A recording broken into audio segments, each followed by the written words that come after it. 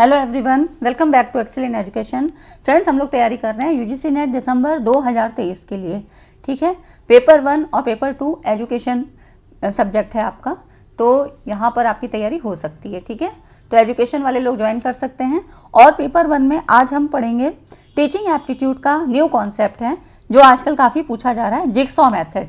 ठीक है, टीचिंग का ही मेथड, जिगसॉ मेथड किस में आता है? कोऑपरेटिव लर्निंग में आता है। ठीक है, तो कोऑपरेटिव लर्निंग से संबंधित और भी आपके जो है यहाँ से मेथड्स पूछे गए हैं, जैसे कि थिंक पेयर शेयर और आपका जिगसॉ मेथड। इस तरह से ये मेथड्स आपके पूछे जा रहे हैं। ठीक है, तो ये वीडियो आज के लिए इंपॉर्टेंट होने वाली है और पूरा कॉन्सेप्ट समझिएगा। कोऑपरेटिव लर्निंग के भी बारे में बताएंगे, साथ ही हम लोग और जो अदर मेथड्स हैं इनको भी यहाँ पे डिस्कस करेंगे। ठीक है, तो आज डे 21 है। इससे पहले 20 वीडियो अभी दिसंबर 2023 को टारगेट में रखते हुए यहाँ पर न्यू जो है दिसंबर 2023 की प्लेलिस्ट आप देख लीजिएगा, उसमें सब मिल जाएगा। साथ ही रिसर्च एप्टीट्यूड और टीचिंग एप्टीट्यूड दोनों यहाँ पे आपको मिल जाएंगे PYQs के साथ। ठीक है, तो स्टार्ट करते हैं और चैनल को ज़रूर सब्सक्राइब कर लीजिए, टेलीग्राम चैनल को भी ज्वाइन करें। वीडियो को पूरा देखा करिए, पसंद आती तो लाइक एंड शेयर करा करिए। अब देखिए, ये जो क्वेश्चन है ये आपका दिसंबर 2022 में आया है। ठीक है, तो ये दिसंबर का क्वेश्चन है और 2022 में आया है। और इस तरह के क्वेश्चन अब दिसंबर से मतलब 2022 के और 2023 के पैटर्न में, 2023 में 2 बार क्वेश्चन पेपर हो चुका है आपका, तो इस तरह के क्वेश्चन अब पूछे जा रहे हैं ना। तो यहाँ पर देखिए जो क्वेश्चन था, एक शिक्षक ने अपनी एक कक्षा में भौतिकी परियोजना प्रारंभ की है। ठीक है, तो फिजिक्स प्रोजेक्ट की बात कर रहे हैं। परियोजना में छात्रों को 5-5 सदस्यों वाले समूह में व्यवस्थित किया गया है। 5-5 का ग्रुप बनाया है और समूह का प्रत्येक सदस्य किसी एक परियोजना का एक संगठक बनाने के लिए उत्तरदायी है। तो प्रत्येक सदस्य किसी एक प्रोजेक्ट का, परियोजना का मतलब जो यहाँ पर है, each member of group is accountable to for the certain of one individual component of a project. ठीक है, प्रोजेक्ट का जो है एक संगठक बनाने के लिए उत्तरदायी है। उसके बाद प्रत्येक समूह के 5 संगठकों को इस संपूर्ण परियोजना बनाने के लिए एक साथ जोड़ा जाएगा, है ना। तो मतलब प्रत्येक सदस्य किसी एक प्रोजेक्ट का संगठक बनाने के लिए उत्तरदायी है ना। तो ठीक है, प्रत्येक सदस्य यहाँ पर जो है उतना ही रेस्पॉन्सिबल है। ठीक है, उतना ही उसको काउंट किया जाएगा, अकाउंटेबल है for the creation of one individual component of a project. उसके बाद 5 कंपोनेंट का एक ग्रुप बनाया जाएगा। 5 जो बच्चे होंगे, छात्र हैं, उनका एक ग्रुप बनाया जाएगा। तो ये किससे, ये निम्नलिखित में से किसका उदाहरण है? अब इतना बड़ा क्वेश्चन है, अब आपको स्क्रीन पे इतना पढ़ने में टाइम भी लगेगा, है ना। तो ये चीज़ें क्या है, ये जो है मेथड्स के अंतर्गत आती हैं। ये आपको पता होना चाहिए कि ये ऐसा जो फीचर्स, ये जो की फीचर्स आ रहे हैं, ये किस ग्रुप में हो सकते हैं। तो ये जो आपकी होती है, देखिए ना, तो प्रॉब्लम सॉल्विंग मेथड में है, ना ये डिस्कशन मेथड में है, ना ये प्लेवे लर्निंग में है। ठीक है, ये आपका आता है जिगसॉ, है ना। जिगसॉ में आता है ये आपका, ये आती है आपकी कोऑपरेटिव लर्निंग में। जिगसॉ जो मेथड है ये टीचिंग का ही मेथड होता है और ये आता है कोऑपरेटिव लर्निंग। कोऑपरेटिव लर्निंग की अगर बात करें तो ये है, ये एक ग्रुप मेथड के पर आधारित होती है। जैसा कि यहाँ पे ग्रुप के बारे में बात हो रही है, समूह की बात होती है ना। अब इसके बारे में देख लेते हैं कोऑपरेटिव लर्निंग क्या होती है।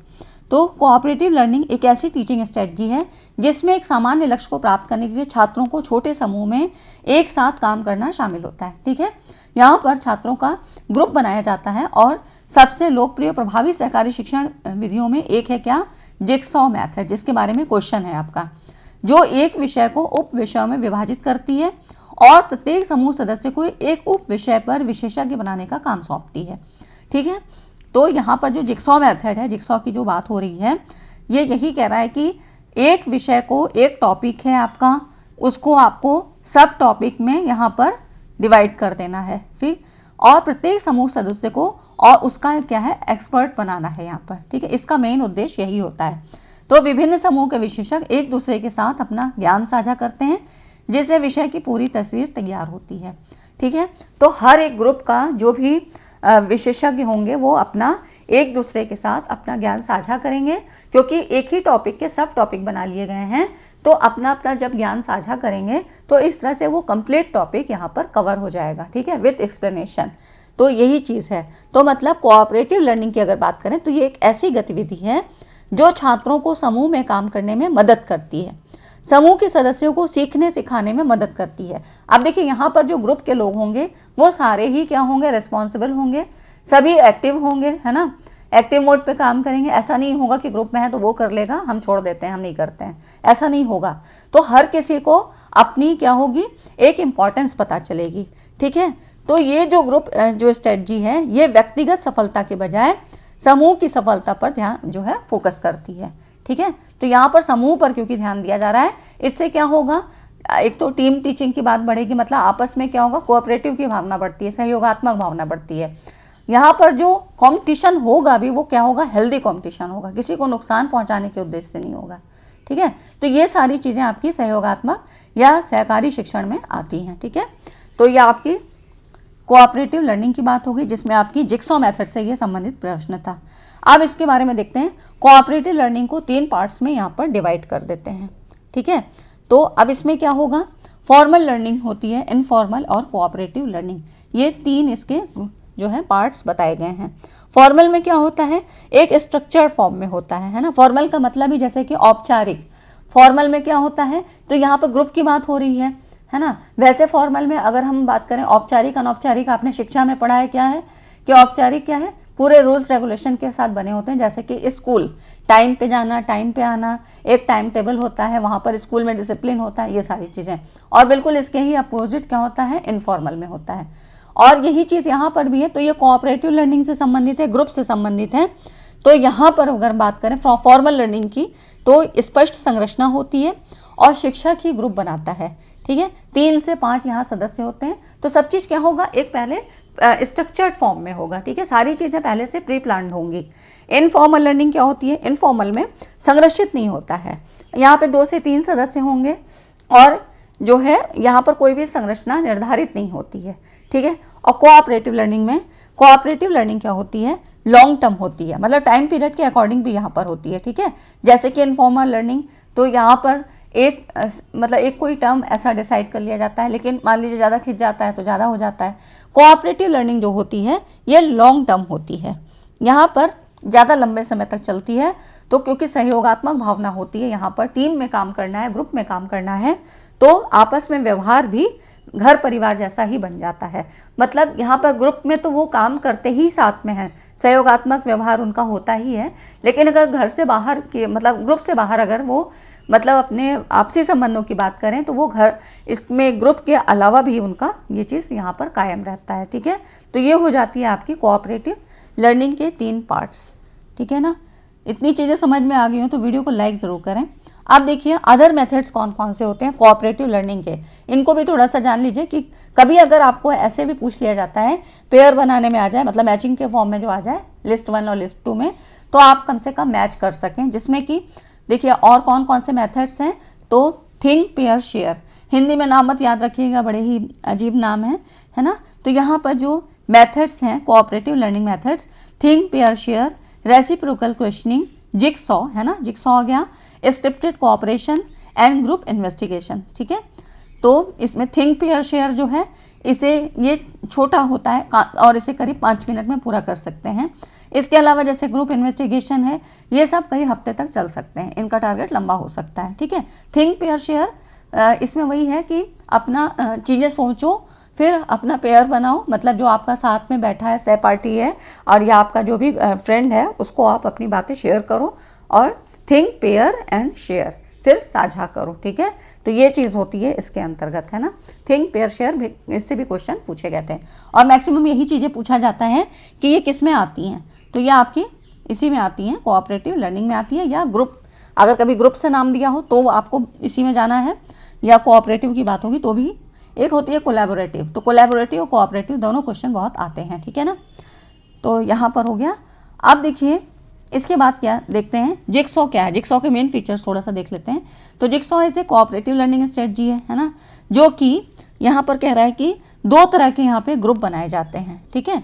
एक होता है होम ग्रुप और दूसरा होता है यहाँ पर एक्सपर्ट ग्रुप, है ना। तो यहाँ पर देखिए होम ग्रुप और एक्सपर्ट ग्रुप होता है। तो होम ग्रुप में क्या होता है कि इसमें जो होम ग्रुप के लोग होते हैं, देखिए पहले तो ग्रुप समझ लीजिए क्या क्या होता है, होम ग्रुप और एक्सपर्ट ग्रुप क्या क्या होते हैं। होम ग्रुप होते हैं ऐसे छात्र जो कि विभिन्न सब टॉपिक्स को सीखेंगे और सिखाएंगे, है ना। सब टॉपिक्स को मतलब डिफरेंट टाइप के यहाँ पे सब टॉपिक्स कवर किए जाएंगे जो होम ग्रुप में होंगे, ठीक है। तो और जो एक्सपर्ट ग्रुप होते हैं ये उन छात्रों से बने होते हैं जो एक ही उपविषय सीखेंगे और सिखाएंगे, मतलब यहाँ पर एक ही सब टॉपिक्स को सीखेंगे और सिखाएंगे। और इन दोनों को सीखने के लिए जो भी आप होम ग्रुप या एक्सपर्ट ग्रुप की बात करते हैं, इनके लिए आप कौन कौन से, मतलब यहाँ पर कौन कौन से प्लेटफॉर्म यूज़ कर सकते हैं अपने ग्रुप बनाने के लिए, ग्रुप में चीज़ों को शेयर करने के लिए, तो गूगल क्लासरूम और आपका एडमोड या पैडलेट या गूगल मीट, इस तरह के ऑनलाइन टूल का यूज़ कर सकते हैं, ठीक है।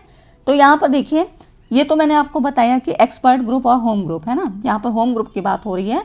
तो देखिए, होम ग्रुप के प्रत्येक छात्र को शिक्षण इकाई के एक पहलू में विशेषज्ञता हासिल करने में सक्षम बनाती है, ठीक है। मतलब यहाँ पर aspect of a learning unit, ठीक है। Group to specialise in one aspect of a learning unit. छात्र अन्य समूह के सदस्यों से मिलते हैं जिन्हें समान पहलू सौंपा गया है और सामग्री में महारत हासिल करने के बाद यहाँ पे होम ग्रुप में लौट आते हैं और अपने समूह के सदस्यों को सामग्री सिखाते हैं, ठीक है। तो ये होम ग्रुप्स और एक्सपर्ट्स ग्रुप यहाँ पर बनाए जाते हैं ना। तो इस तरह से अब देखिए यहाँ पर इसके एडवांटेज क्या होंगे, ये सारी मेथड्स यूज़ करने के फ़ायदे क्या होते हैं। तो हेल्प्स टू बिल्ड कॉम्प्रिहेंशन, ठीक है, एक समझ, आपका जो ज्ञानात्मक स्तर है उसको बढ़ाने में यहाँ पर हेल्प होती है। और दूसरी बात करें, encourage cooperative learning and collaboration with classmate, जो आपके सहपाठी हैं उनके साथ सहयोगात्मक शिक्षा, मतलब एक ग्रुप में आपको काम करना आता है और सहयोग की भावना को यहाँ प्रोत्साहन मिलता है ना। तो जो आपके क्लासमेट्स हैं उनके साथ भी आपको बात करने का टाइम व्यतीत करने का समय मिलता है। इससे क्या होगा, सुनने, संचार और समस्या सुलझाने के कौशल को बेहतर यहाँ पे बनाया जा सकता है, ठीक है ना। तो कम्युनिकेशन में यहाँ पे फ़ायदा होगा, लिसनिंग स्किल बढ़ती है और प्रॉब्लम सॉल्विंग की भी जो आपकी थिंकिंग पावर है वो रिफ्लेक्टिव लेवल की बढ़ती है, ठीक है। छात्रों को विशेषज्ञ और शिक्षक बनाने की अनुमति देता है। तो यहाँ पर जब उनको सब टॉपिक्स दिए जाएंगे, टॉपिक्स से फिर सब टॉपिक्स, तो उसमें ही उनको पूरा क्या है, एक पूरा ज्ञान उनको मिलेगा, वो पूरा ज्ञान जो है वहाँ से लेने की कोशिश करते हैं। और सभी छात्र महसूस करते हैं कि वो समूह का एक हिस्सा है, वो अपने को क्या है, आइसोलेटेड फील नहीं करते हैं, ठीक है। तो ऐसा उनको नहीं होगा कि ऐसा फील हो कि वो अलग से हैं या इस ग्रुप में उनकी कोई इंपॉर्टेंस नहीं है, इस क्लास में कोई इंपॉर्टेंस नहीं है। तो ये सारी चीज़ें इसके एडवांटेजेस में आती हैं जिक्सॉ मेथड में, ठीक है ना। तो ये सारी चीज़ें आपकी हो गई। तो ठीक है फ्रेंड्स, आज की वीडियो में इतना ही। और इसी तरह से नए नए टॉपिक्स भी मैंने काफ़ी कवर करा दिए जो आपके पूछे जा रहे हैं, और साथ में अब हम आगे भी कवर कर लेंगे, है ना। तो PYQs के साथ साथ चीज़ों को हम यहाँ पर लेके चलते हैं। तो इसलिए चैनल को सब्सक्राइब कर लीजिए। और ये वीडियो सेशन कैसा लगा, यदि अच्छा लगा हो तो लाइक एंड शेयर ज़रूर करिएगा। चलिए फ्रेंड, मिलते हैं अगली वीडियो में। Thanks for watching.